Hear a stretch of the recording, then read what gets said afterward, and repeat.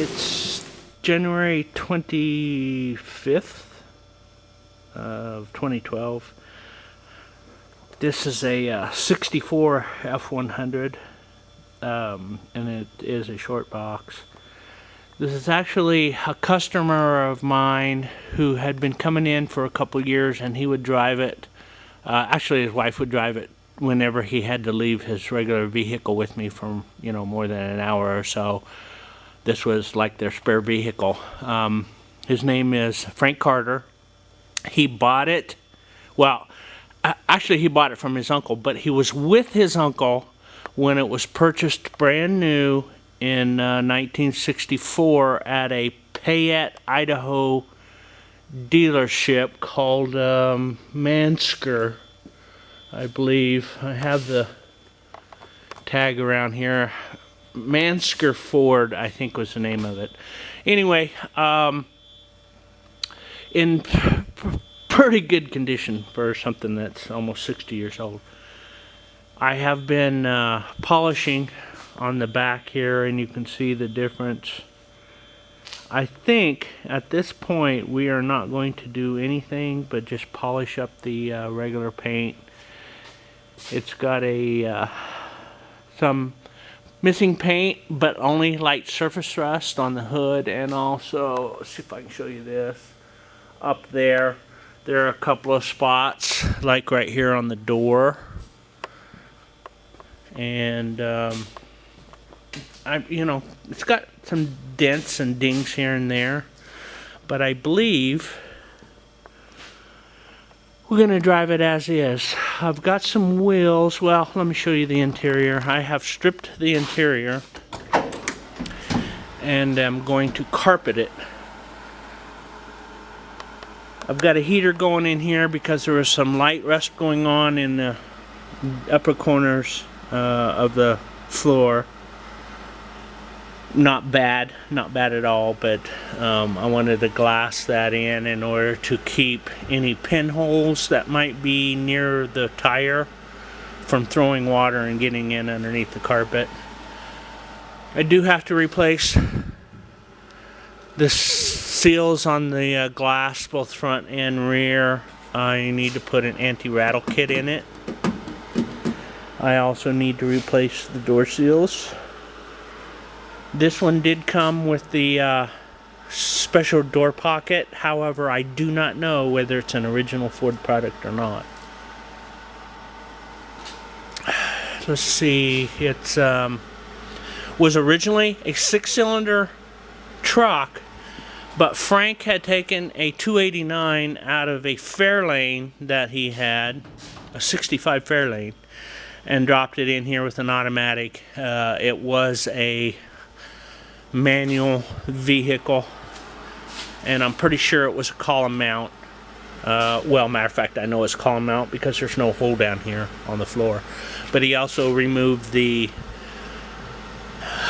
steering wheel from the Fairlane and put in here with the automatic shifter on it. The headliner, I don't know if you can see that or not because of the light that we got going here. Let me try this. Headliner in nearly perfect condition, and I actually had to buy a headliner for that 66 over there, and they're $400.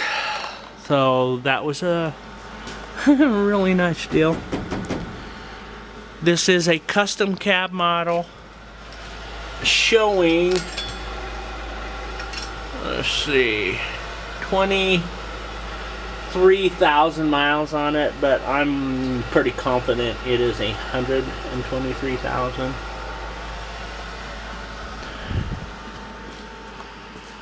We will also, well, let me show you this. Quite a dent in the lower part of the tailgate. I mean, I'm going to pull that and repair that, just that bottom portion. And there's the seat out of it, which will be recovered in black vinyl. The carpet will be red. and I will probably put a red dash cover on it. Otherwise, you know, we're just gonna leave it as is. I am putting a 351 Cleveland in it. It's a 2-barrel Cleveland out of a 71 Cougar. But when I pulled that motor out of that car, which was wrecked and beyond any repair whatsoever, plus I did not have a title for it, I pulled that Cleveland out. I found that it had been, the motor had been swapped by a rebuilt motor that came from ARS out of somewhere in Texas. I called them with the serial number to see when it was rebuilt, and they it was such a low serial number they didn't have it down on record. That was at least 20 years ago that it was rebuilt, but I checked out the block and everything. It's still a 1971 block, so it's still a 71 Cleveland. It's got an FMX transmission behind it, which I'll just swap in here, and hopefully everything's good with it, because I did put a new timing chain, straightened out the oil pan, repaired that. Let's see what else was wrong with it. New water pump, new alternator, a new fuel pump, stuff like that. So I'm gonna slap that thing in here and see how that works. This was part of Frank's thing here. He took this 289 thing off of his Fairlane and inserted it within the Ford deal. I'm going to take that off and redo that. I think that's about it. One thing I forgot to mention is I did go ahead and pull the front bumper.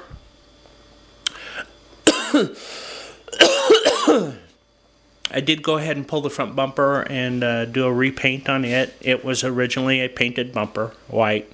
And I also pulled the rear bumper and did a really dark gray metallic on it. And then I had some Ford wheels at work that I also repainted the exact same color as the rear bumper. This was just a custom mix of paint that I had. Okay, here's the 60. What is today? 3/8? 3/11? 3/11. Mom says 3/11. Sunday. So this is the 64 F100 that was given to me by one of my customers.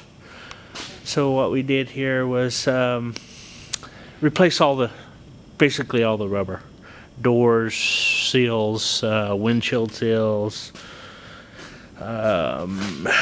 window rattle kits, and then I did a little bit of touch up on the inside, painted the heater black, and we went ahead and put carpet in it too. It has a sound deadener underneath this carpet. And then, of course, you can't see it because it's dark over there. What we did first was it had a old, tired, very, very tired 289 in it. And this pickup had originally even been converted from a 6-cylinder. The steering column, my understanding, is out of a Fairlane. And now it has a 71 351 Cleveland in it that we pulled out of a Cougar convertible that was pretty badly damaged. It's on an FMX transmission. This radiator is the one that was in with the 289, and of course the inlet and outlets are on the wrong side, so that's a temporary thing. You see right there, I ran the pipe underneath and came up on the other side. However, that radiator is got a slow leak in it, so I'm going to end up replacing it anyway. Sometimes it leaks and sometimes it don't. Depends on the ambient temperature. So let's see what else. Oh, over here. Nope. I won't reach that far.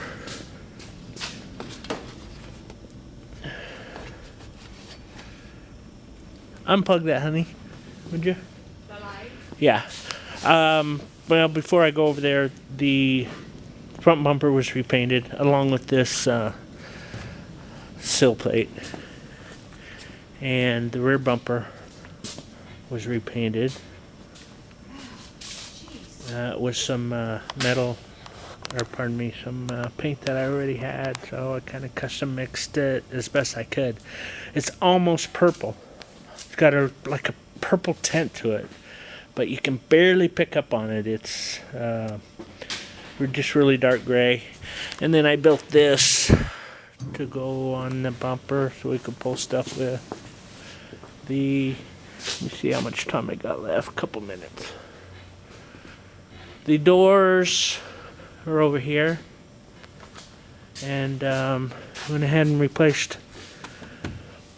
Well, I didn't replace them. The ones that were on it were cardboard with some fabric covering it, and the door armrests were made out of wood. So I went in and went back to the way it was done originally. Something that this pickup does have is this pocket here to put stuff into, but I'm not so sure that's original or not. So, like I was saying, the rubber around here have been replaced, and also these here. These are some Ford wheels that I had from the shop, so I brought them home and painted them the same color as the rear bumper. There's no roof in there. Yeah, yeah. Do you want to zip back up? Yes, zip it up. Yesterday I had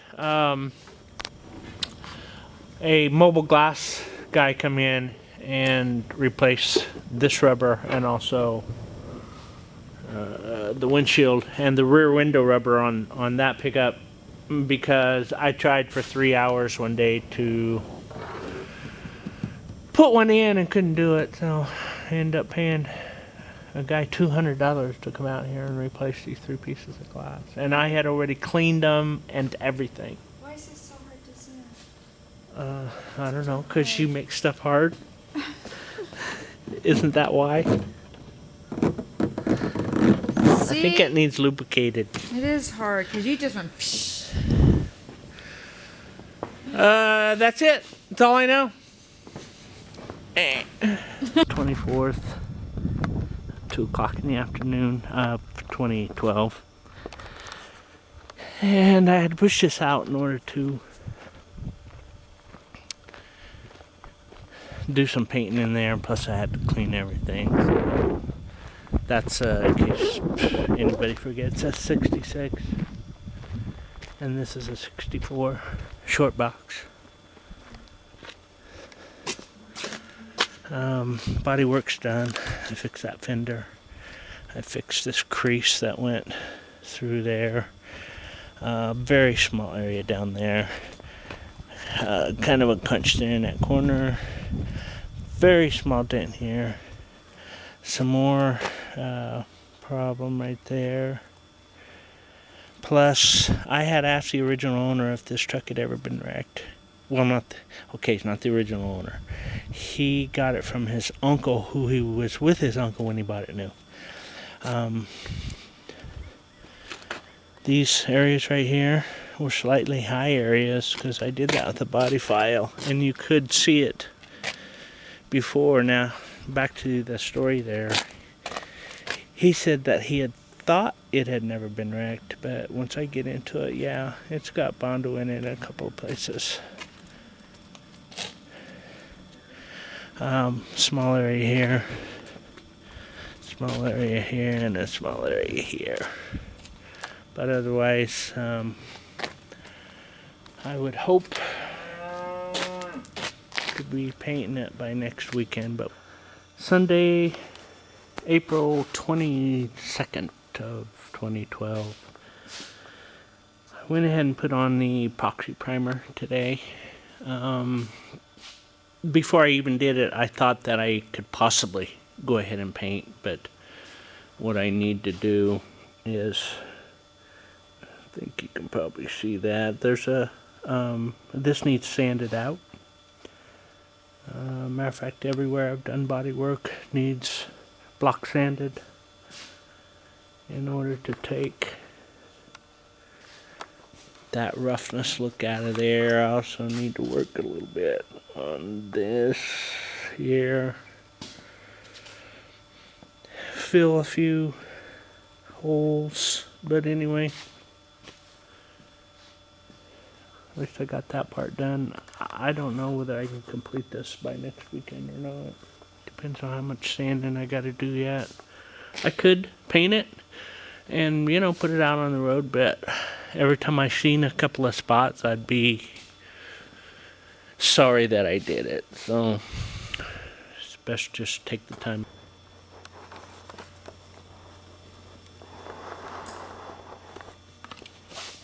I just got done with the painting and it's still pretty bad in here, so I got on my mask.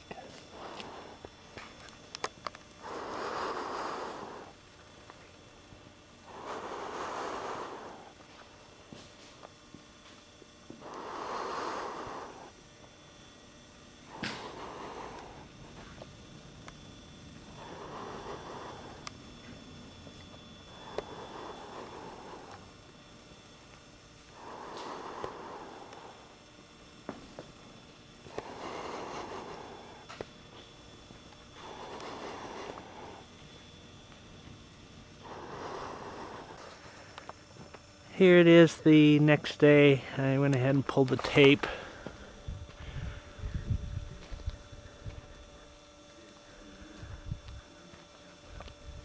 Yeah, paint is still pretty wet. It was flipping cold last night, so I'll get it out here in the sun. That'll help dry everything. When I pulled the tape, I've got little specks of where paint was on the tape, and as I pulled it, it flipped it off of the paint. But that'll all come off there. I'm not worried about that. Somehow, right here, looks like I touched it with my finger or something. That shouldn't be worried about that either. I wish I had spent more time on this long scratch, and I'll see if you can see it here. Most of that will come out in the buffing, but still, I should have spent more time on that scratch.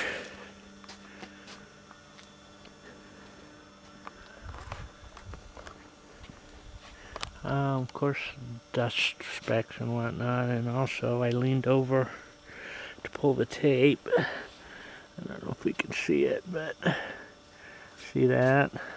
Where my shirt leaned up against it, it actually even imprinted the shirt pattern into it. But again, it'll buff out. Well, anyway, that's it. I probably should have lifted the hood when I was painting, and I went ahead and hit this part of it. No big deal. I did tape off and paper, you know, I had a sheet under here to keep overspray off the motor. But that's it. I probably will not get around to, well, it needs to dry for at least a week before I start buffing on it, so still a ways off, and after that it's got to be put all back together. Sunday, May 13th, 2012.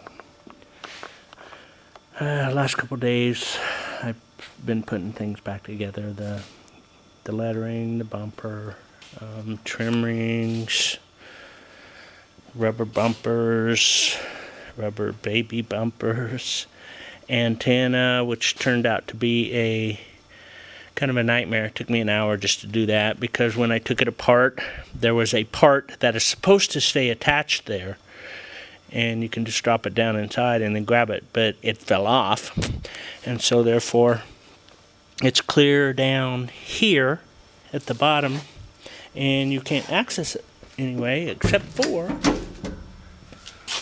I don't know if this thing will focus or not, through here. And you can't reach all the way in there and get your hand all the way down. So what I ended up doing was attaching a smaller hose to the vacuum cleaner and vacuuming, and used that to actually suck it up. And it's actually turned out to be a good thing, because there's a bunch of dirt and mud down in there, and you probably can't see it, but I'll put this down here. Somewhere here is the vent hole, or where it gets air. I can't remember where it's at. Anyway, it gets air there. It's gonna be about right up here somewhere.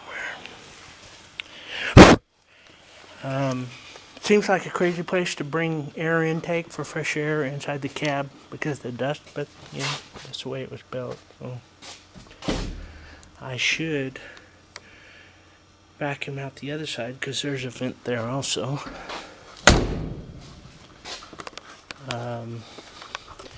The bumpers, I did not like. Put this back up where I can see. I did not like those ends. For a couple reasons. One of them is, and I'll go ahead and point it out real quick, is that they attach through here. Well, there is some body putty in here, and those will eventually just break the body putty. So I've decided to cut it off and eliminate this part that came around here. I just figured that out today. If I'd have figured that out before painting, I would have filled the holes, but that one's just barely filled. I'm gonna have to put some sort of chrome button or something through the hole, because the one on this side's still there. Right there. And so I cut that off, and what I'll do is grind this straight, and it'll actually stop right here. It's gonna just tucks up in there. It's a cleaner look anyway. Not that, you know, that's the kind of look I was going for. Put this back in. Did not paint the bed. Put the mirrors back on. Door handles, door locks, gas, fill. Had to order a new radiator. $33 or something like that was shipping. Just couldn't find one. Everybody says they had one cheaper, but when it came to actually ship, it didn't seem to exist anywhere. So I did get Summit Racing to do a price match for me. And they actually even price matched, I didn't tell them this, but they actually price matched AutoZone, which was the lowest price I'd found before. And free shipping. And AutoZone doesn't even have one, but it showed up on their website as in stock. But when it comes time to order one, they didn't actually have them. Had to put the tires back on. You know, it's coming along. I think, before I forget here, I think before I put this back on, and I'm actually gonna do the lettering in white, and I still have to put that back together. Well, what happened here was, this is a Ford 9-inch, and the way you can tell is that, look right up there, the pumpkin, what's called the pumpkin, what I call the pumpkin, comes out as one piece from the center, as opposed to most rear ends where you drop this cover off the back, which on this one isn't even a cover, and the pumpkin comes out the back. So what I thought was going on is that I could hear a rumble when I turned things, and I thought it was these bearings right here, the axle bearings, but it turns out that it was pinion bearings. So I had to pull the pinion out of there and replace 2 bearings and 2 races, and then of course at the same time I replaced that seal And yeah, the bearing was really bad. This is that rear differential come out of the 71 Cougar, which is a 300 open gear ratio. Out back, I do have the 9-inch rear end that came out of the 77 Ranchero that Eric destroyed. And it has I think it's a 250 open. So I could have pulled the entire pumpkin out of that axles, as long as they're 28 spline axles instead of 32, and these are 28. The 32 spline axles you're normally found in high performance, high power cars. You know, big block cars. So of course it's had 28 splines in it. Anyway, I'm on my way to putting it back together.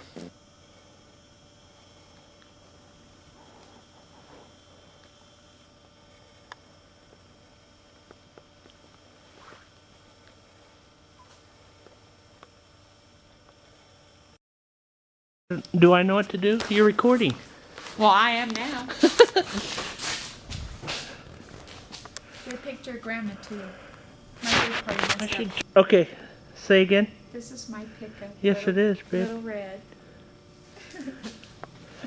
But I share it with you. Be careful, there's a cord right there. Wow, it's pretty.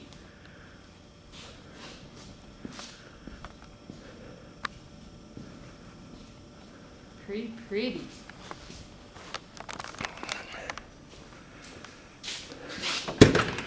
Got the interior all done. I don't know if you can see that or not. Let me put on the night pick. I think that washes the colors out though.